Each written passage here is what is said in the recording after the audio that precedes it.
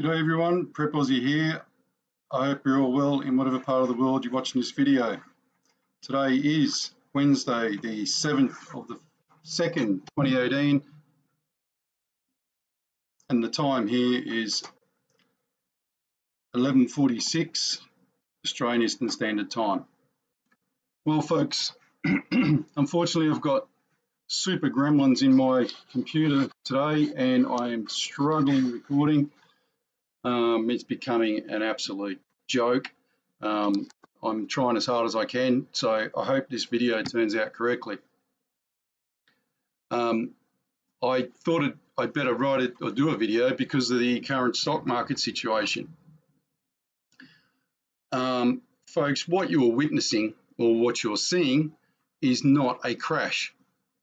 This is a premeditated drop in the stock market by the elites or the cabal to prove to President Trump that they are in control. Nothing more than that, folks. It hasn't crashed yet. Is it going to crash? Yes, 100% I would say. When? Nobody knows that except for the piper. What I mean by that is we are not going to know when it's going to be agreed to crash the stock market. Sounds like a funny thing to say, but the best that we could all do at the moment is hope that, sorry, let me go back a second here. Everyone needs to understand Trump, for all the good that he's doing, he doesn't control the money markets or the money. No siree. And even after all this stuff that he does, he's still only after a crash, and I hope you all realise this, it's only until after a crash that they will be able to take control again of the money. Because up until that time, there will be no markets that aren't ruled by the cabal. So technically what has to happen here is that the markets have to go off a big swan dive and everything has to crashes, go back to zero, so that the white hats, for want of a better term, can actually start the process off again. Now, the only trick Trump has up his sleeve at the moment is to actually just declare bankruptcy. That's his trick card. And I'm guessing he's actually used that on them as well, saying, well, if you guys do this, I'm just going to pull the rug out and I'm going to declare bankruptcy. Now that would automatically, folks, pull the rug out from under their feet. But you got to have some cojones to say that, to do that. And I'm guessing Trump's got the cojones, but he won't do that until he's got everything behind him. Military, a few other little bits and pieces. But he's not going to play fire with fire at the moment because he doesn't have that all set up, ready to go yet.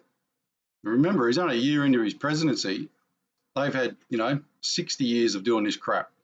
So give the guy some kudos. He's doing pretty well, but he is not going to pull the rug out from under their feet right yet.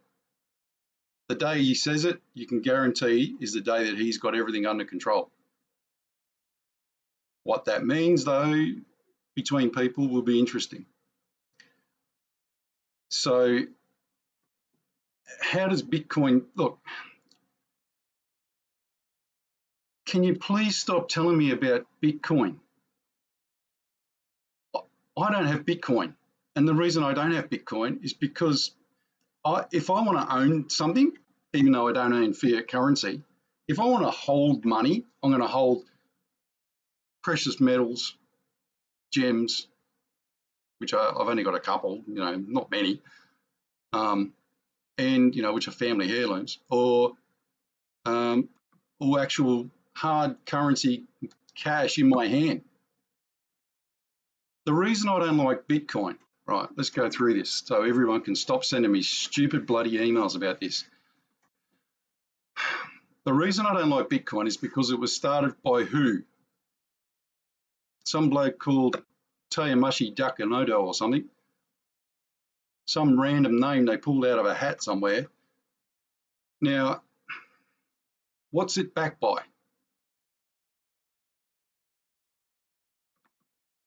It can be a custard tart. And I'm being serious here. It can be whatever they want it to be. 10,000 custard tarts to a Bitcoin, or 10,000 sheets of glass, or, you know. So let's put this into perspective.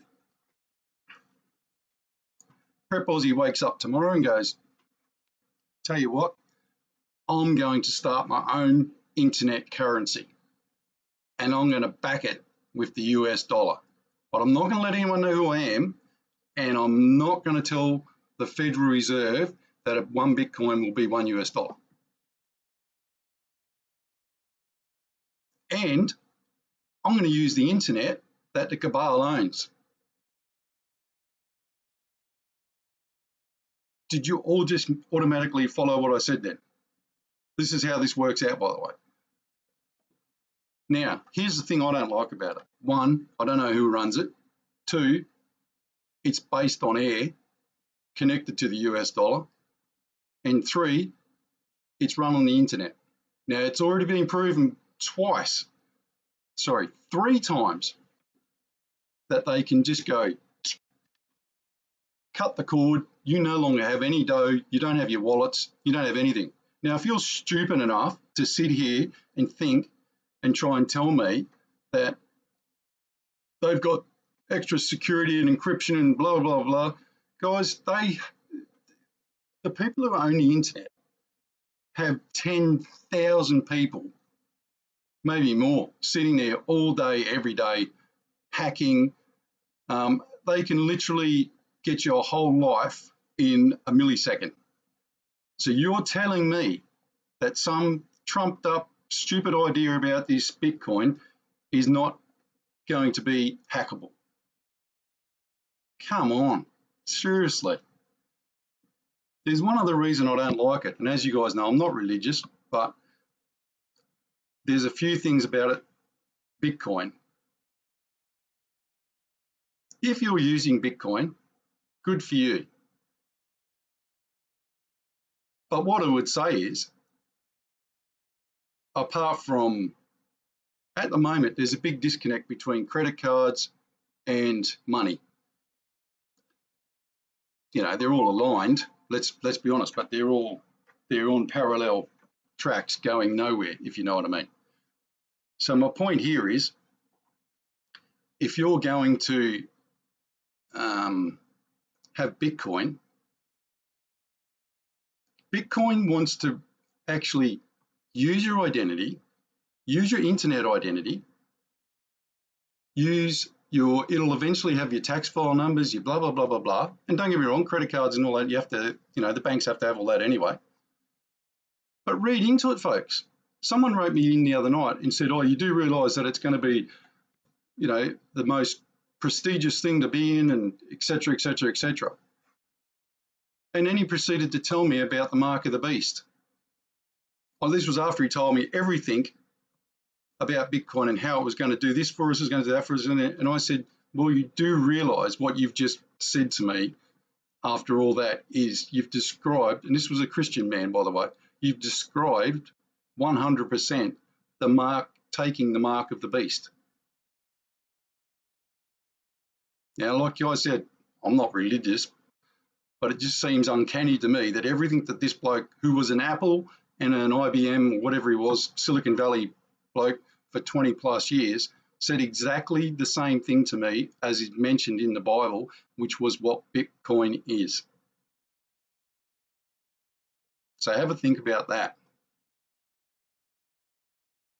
Now, if you are stupid enough to believe that it's unhackable, it's this and that, well, go ahead, spend your money, but you're going to lose it. And like I said, once they finish with it, pumping all the money in the hyperinflation money into it, and they've made some money out of it and put it in, this is the big guys I'm talking about here, and put their money in Cayman Islands or wherever they got their bank accounts, the richy rich playgrounds, then they're just going to close it. It's as simple as that. So there's my points about Bitcoin. please don't write to me chapter and verse about Bitcoin because I don't want to hear it. That's my views. I'm sticking with it. I've been right so far. Have I made any money out of Bitcoin? Nope. Has anyone made money out of Bitcoin? Yeah, of course they have. Are they going to come after the people who made money out of Bitcoin? You betcha. Every single one of you will be asked to either pay back a massive fine or actually 100% of it. Think I'm joking? Just watch. So anyway, that's my rant about Bitcoin. Stock markets.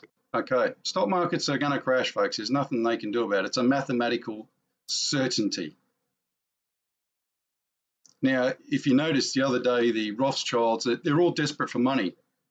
So what that tells me is that clandestinely, if that's a word, or Trump and his team have, from the 27th or the 21st December when they brought out the executive order, have actually started seizing assets. They haven't told anyone, haven't made a big fuss about it. They've started freezing bank accounts and seizing assets. Why would the Rothschilds sell a 33,000 acre farmland in Rhineland for 130 million? It was like a bargain. Absolute fire sale. Absolute fire sale, folks. They're desperate. They're desperate for money. But that doesn't mean they don't run the stock markets and stuff, folks. So don't kid yourself that they're not going to, they don't care about you and me. They don't give a jack shit about you and me. But what they are going to do now, and I said to you, watch the State of the Union address, but actually turn off the volume and watch the Democratic crowd. They are entrenched, folks, which means that they are all entrenched, folks, which means that they are at war, folks. Now, they might be desperate for money, but that doesn't mean they don't hold the stock market. They've got the little key in their hand, and they're going like that. Yeah, come after us if you want. And Trump's going to come after them. He's already done it. So, you know, watch this space. Amtrak trains, let's talk about that for a second. It's clearly obvious that someone is actually sabotaging these trains. And that's another warning to Trump. We can do what we want, anytime we want, anywhere we want. You know, and they have.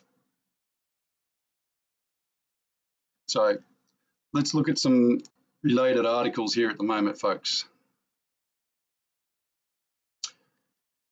Julian Assange loses challenge. Now, the weird thing about this is that he's challenged the ruling of the UK court that says he's free to go.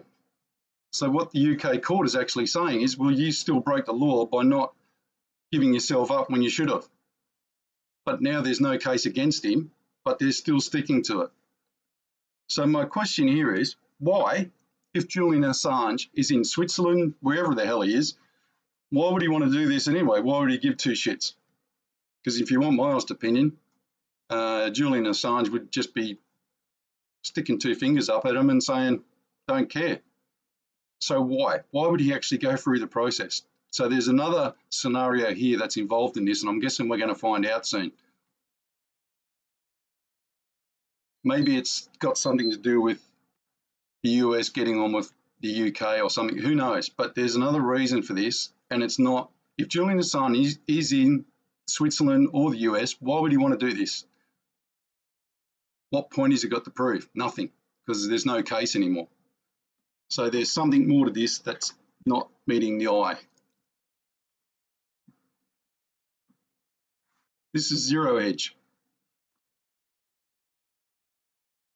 Now, they're obviously telling you all about the stock market crashing, etc., or going down. It's not crashing, folks. It's just going down. But I would actually say to you guys, go on it and read the articles. Look at this. China deploys 300,000 soldiers to North Korean border in preparation for potential war. That's interesting, isn't it? When you all know at the moment we're currently in the quietest period as regards to North Korea we've ever heard. And they're talking reunification, etc. So why is China manning up on the North Korean border? Interesting, hey? And don't forget, the North Korean border also is a border with Russia. So I don't think Russia would take too kindly with 300,000 Chinese soldiers sitting on their border either.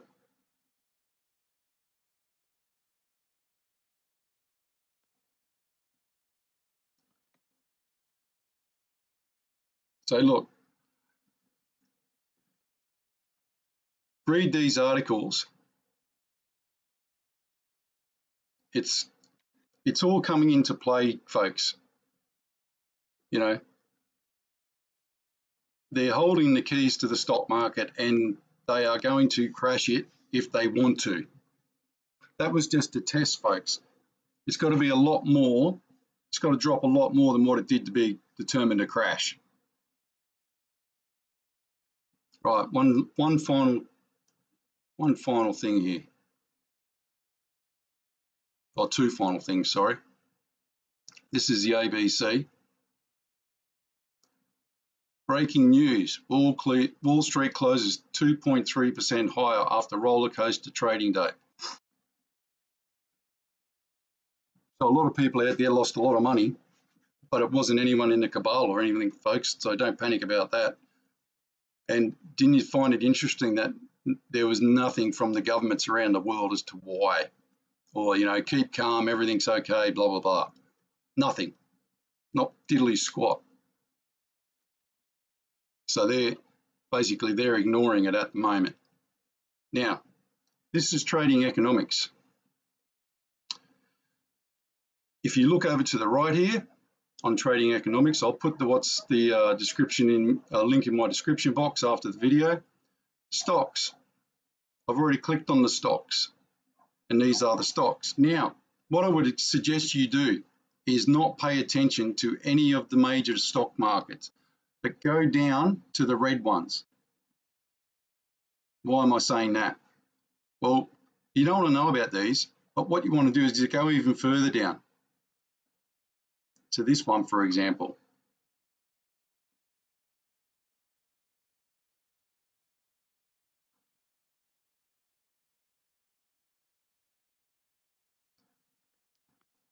If I'm not mistaken, I'm pretty sure this is the Mexican. These are the emerging market ones that you need to keep an eye on, folks. Let me click here, I'll show you. Don't pay attention to the major markets at the moment. You need to keep an eye on the emerging markets. Why do I say that? Well, you'll see some dramatic falls in the emerging markets and the secondary markets that aren't you know, tied to, so FTSE, basically Germany, England, America. So don't worry about them at the moment. Just keep your eye on the other ones, because they will keep on falling if there's a problem. They will fall first. People will literally be jumping out of them. You know, these emerging market ones have actually lost a ton of money, but no one's even paying attention to that, which is probably right anyway. But just do yourselves a favor and keep an eye on the emerging markets, because that's where it's all going to go pear-shaped. And click on this one, that's the stocks. And on the right-hand side here, look at the bonds. This is American bonds. So they've got the US 10-year.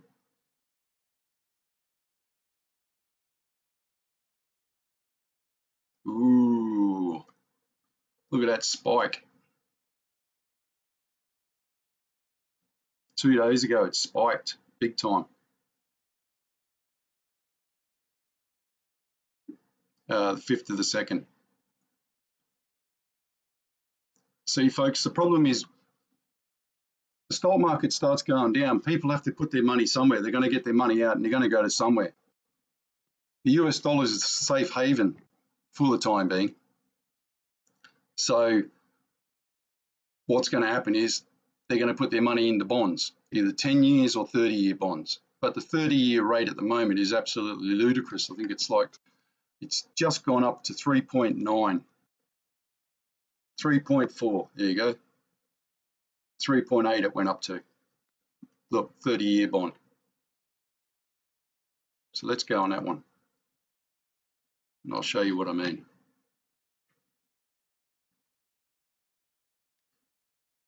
Now, this was the low, obviously. This was just a couple of days ago. Look, it's gone up. And it's just gone down as the stocks have started to sell back up. Be careful that that doesn't go do a dive and then rebound up again. What that means is that people are actually taking their money out of the stock market and they're going to start buying bonds.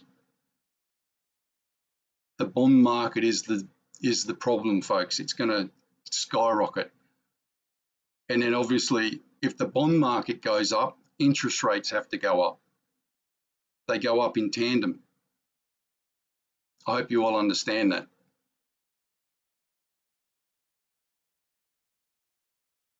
Now look, if you read up here, this is interesting. The 30-year bond yield in the United States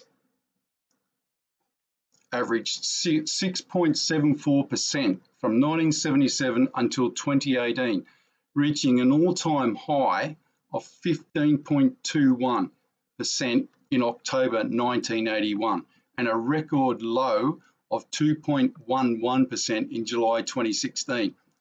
So look, folks, this has been down here now. Look, it's been at that low level. It even got lower. That's its lowest, even lower there, I believe, 2.11. It's just spiked in one day from 2.96 to 308. So what does that tell you, folks? Well, what that tells you is to keep a really good eye on it. Check your interest rates out at your banks at the moment in Australia. Have a look at the big four, because I just went and fixed my mortgage at 3.9 for the next 3 years, based on what I'm seeing here. Am I being over dramatic? Maybe, perhaps a little bit, but I'm hedging my bets because 3.99, even if it goes down, I'm still a winner, because let's be honest, the only way it can go is up. So 3.99, I'm happy with that. Oh, sorry, 3.9. I'm happy with that. I'll stick with that. If it goes down, hey, but I know for a fact it's only one way that it can go. It might go down, might go down to 1 for all I know, but I'll be pretty happy with 3.9, folks, over the next 3 to 5 years. So keep an eye on your interest rates, keep an eye on your mortgage rates, but remember, if this starts getting out of control in a week, then they are going to stop, or they're going to freeze people being able to fix their mortgage rates. And all this, what I've just said is not mortgage advice, folks. I'm not a mortgage analyst. It's just my personal opinion.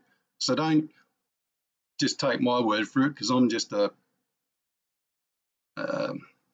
economic hack, really. I follow it, but listen, you do what you want to do, but keep an eye on it. That's all I'm going to say. Here is the verse of the day, folks. He that followeth after righteousness and mercy findeth life, righteousness and honour. I'll read that again. He that followeth after righteousness and mercy findeth life, righteousness and honour. Pretty good, pretty good. And as always, folks, we'll finish off with the Lord's Prayer. The Lord's Prayer. Our Father, which art in heaven, hallowed be thy name. Thy kingdom come, thy will be done, in earth as it is in heaven. Give us this day our daily bread, and forgive us our debts, as we forgive our debtors. And lead us not into temptation, but deliver us from evil. For thine is the kingdom, and the power, and the glory, for ever and ever. Amen. So look, folks, just a personal message again here. Now's the time to be smart, not stupid. And also, now's the time not to panic.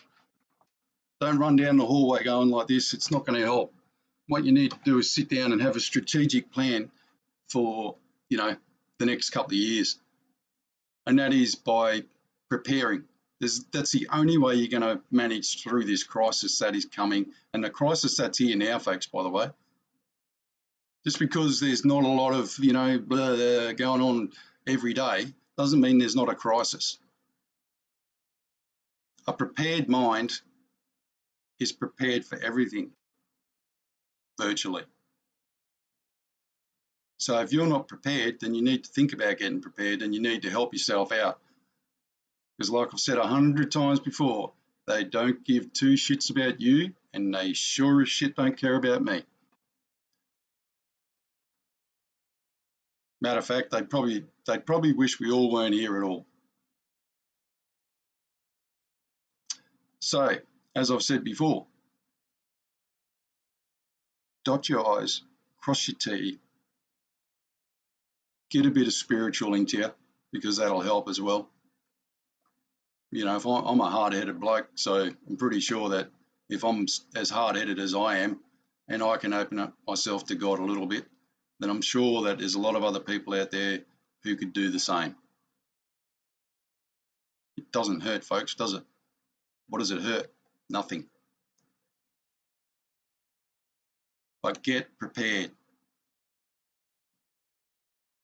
Go and get your, if you're in Australia and you haven't got a gun, you don't need a gun. Good knife, good bow and arrow, a good samurai sword, and a good karate bow. And I've got all of them. And I know how to use all of them as well. So I've taken the time to get to know all of them, and I've taken the time to get to know how to use them over the years, and I'm doing pretty well for myself in that regard. So you don't have to have a gun. Helps, be nice to, but don't forget there's going to come a time when there isn't any ammo. So what's the use of a gun to you? So be sensible, folks. That's all I'm saying. All right. I hope that all makes sense. Prep out.